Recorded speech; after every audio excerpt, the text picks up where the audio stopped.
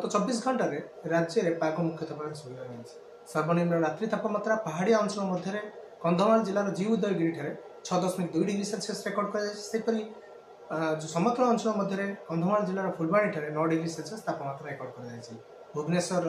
आज सर्वनिम्न रात्रि तापमात्रा 14.8 degree Celsius record होता बेले कटक में 15 डिग्री रही तापमात्रा। आमर सुंदरगढ़ जिलार राउरकेला अति घन कुहुड़ी दृश्यमान रही जो दृश्यमान दूरता पाखापाखि 40 मीटर रही। ता सहित कटक केन्द्रापड़ा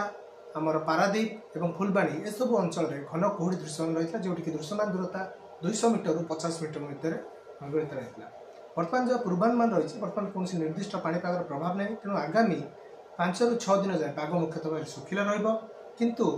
आमर जो रोचे खास करके वायुमंडल निम्न भाव में जलीय बाष्पर मात्रा ता सहित वायु चलाचल निष्क्रियता और निर्मल आकाश हेतु केतेक अंचल घन कुहुड़ी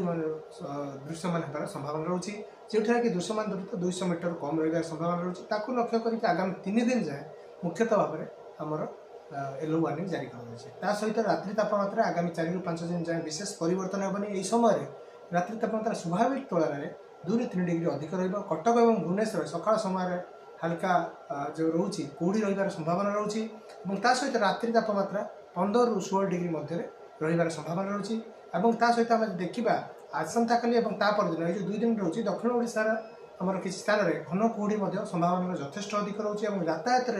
समस्या उपजार संभावना रही। तेणु जो अंचल कुहुड़ी रोचे से जानवाहन चलाचल करुवा भाई मानू सूचना जारी कर निर्दिष्ट भाव में ध्यान दे गाड़ी चलाचल करने सूचना जारी कर।